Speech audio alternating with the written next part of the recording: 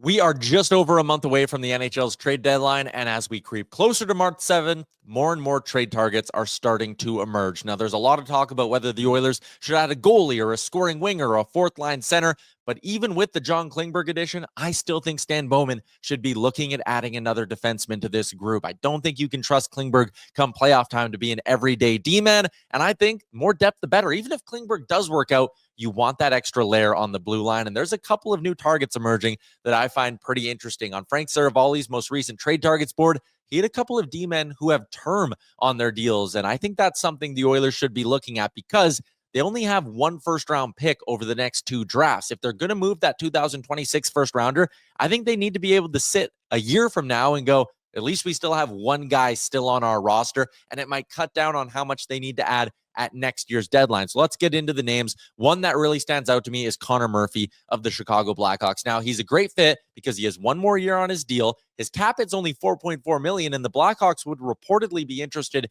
in keeping up to 50% of that to maximize the return they get from Murphy, and he is a right-shot defenseman. He is a defense-first guy, so a little bit of the opposite of a guy like John Klingberg if you wanted to give your blue line a bit of a different look. Now, he doesn't move the puck well, which I think might hurt him a little bit in how he'd work with a guy like Darnell Nurse, but still, he's relatively young, should have a lot of good hockey left in him, and could help the Oilers for multiple playoff runs. The other name that I saw that really interests me is Jamie Alexiak, the 6'7" defenseman on the Seattle Kraken. Like Murphy, has one more year left on his deal at $4.6 million, and the Kraken have no retained salaries on their books right now. So the idea that they could keep 50% of Alexiak is not far-fetched at all. Where Alexiak gets interesting is that he's a left shot defenseman and he primarily plays the left side. But if the Oilers were comfortable moving a guy like Brett Kulak to the right side to play with Darnell Nurse, which they've done for stretches this season, then having Alexiak and Emerson as a third pairing could be a really, really nice duo. He's really struggling this year. It's been a down season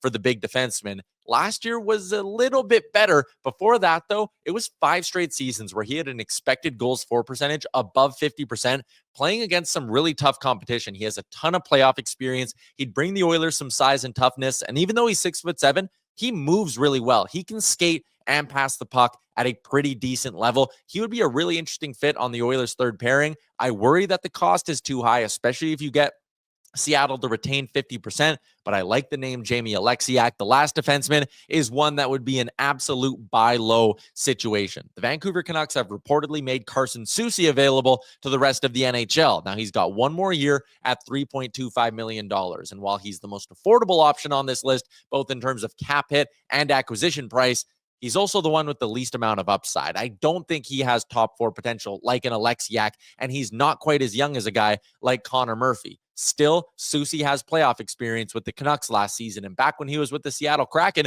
he was a really good defensive defenseman. Again, similar thinking to Alexiak, you'd be bringing in Carson Soucy to play on your third pair, and you'd elevate Brett Kulak to the second pair with Darnell Nurse.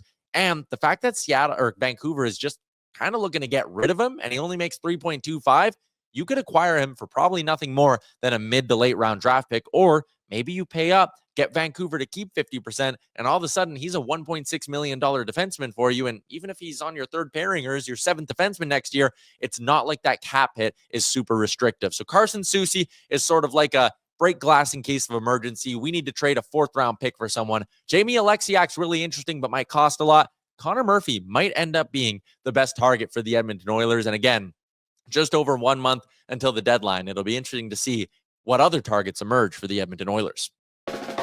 What's up, Nation citizens? If you like that video, then you need to be subscribed to the Oilers Nation YouTube. Podcasts, live shows, exclusive interviews, and analysis. Everything you need from your favorite voices at Oilers Nation. And you don't want to miss any of it, so hammer that subscribe button.